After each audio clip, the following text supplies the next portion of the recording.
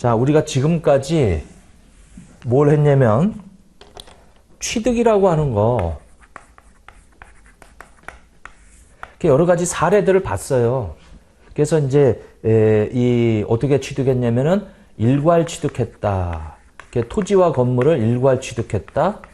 이런 것도 봤고요. 교환으로 취득했다. 이런 것도 봤고요.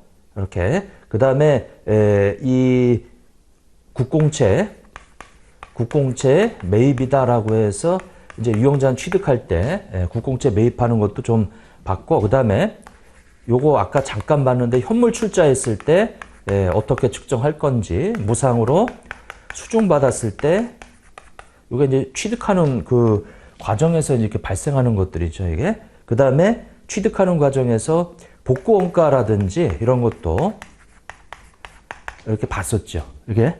근데 이제 이 중에서 얘네들이 중요하단 말이에요, 이거. 이렇게 교환거래, 요 일괄 취득, 이런 것들이 이렇게 봤어요. 자, 그러면 이게 취득을 했으면 이제 뭘 해야 되냐면 이제 사용을 해야 돼, 이게. 이렇게. 사용을 해야 된다. 자, 272페이지에 보면은 양가로 4번에 이제 사용을 하게 되면 감가상각이라고 하는 것을 해야 돼요. 감가상각. 그러면 사용이라고 하는 것은 이제 감가상각을 해야 되는데,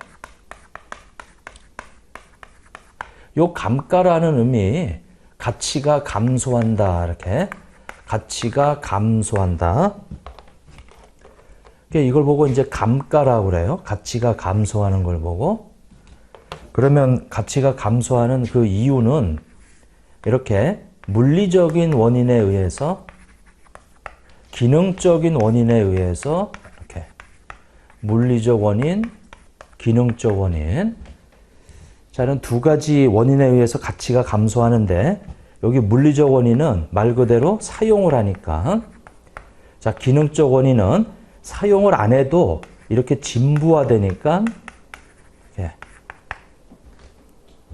그러니까 물리적 원인은 아시는 것과 같이 사용하니까, 그리고 기능적 원인은 요건 뭐냐면 내가 핸드폰을 샀는데 몇 달 있다가 또 다른 업데이트 돼 있는 더 나은 기능 있는 어떤 그 핸드폰이 또 나왔어요?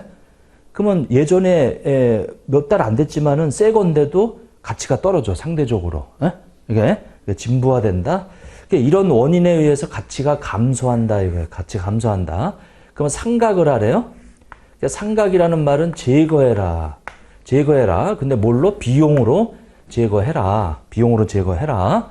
자, 그런데 요렇게 감가상각비라고 해서 차변에 비용으로 이렇게 처리하는데, 중요한 거는 여기 유형자산이라고 해서 직접 제거하는 게 아니고요. 이렇게 제거하는 게 아니고 감가상각 누계액이라고 하는 차감 계정을 써서, 즉 이걸 보고 이제 간접법이라고 하는데, 요렇게 차감 계정을 쓰래요. 요렇게 제거하래요.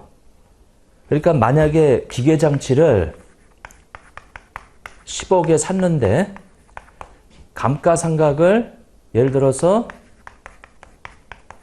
요 감가상각 누계액으로 4억을 했다. 그러면 요렇게 차감하는 별도 계정을 쓰래요. 그래서 6억이 남아있다, 이런 식으로 표시하래요. 만약에 기계장치라고 해서 직접 빼버리면 그냥 6억으로 표시가 돼요. 그러면 직접 빼버리면은 처음에 얼마에 취득했고 얼마가 감가상각되는지를 알 수가 없어요, 이게. 네? 그러니까 처음에 10억 주고 사가지고 와서 4억을 직접 빼버리면은 10억을 취득한 게 없어요. 재무제표에 표시가 안 돼, 이게. 그래서 10억은 건들지 말고 감가상각한 거, 그거를 별도의 계정인 감가상각 누계액이라는 계정을 써서 처음에 취득한 게 이만큼인데 감가를 이만큼 해서 아직 남아있는 게 이만큼이다라고 알려주는 거지. 그러니까 요렇게 표시하는 것이 더 유용한 정보를 제공한다 이거죠. 예? 감가상 누계액이라는 계정을 쓰는 게. 그래서 요걸 보고 우리는 장부금액이라고 그래. 장부금액. 예. 자, 취득원가에서 감가상각비, 감가상 누계액을 뺀 걸 보고 장부금액이라고 한다.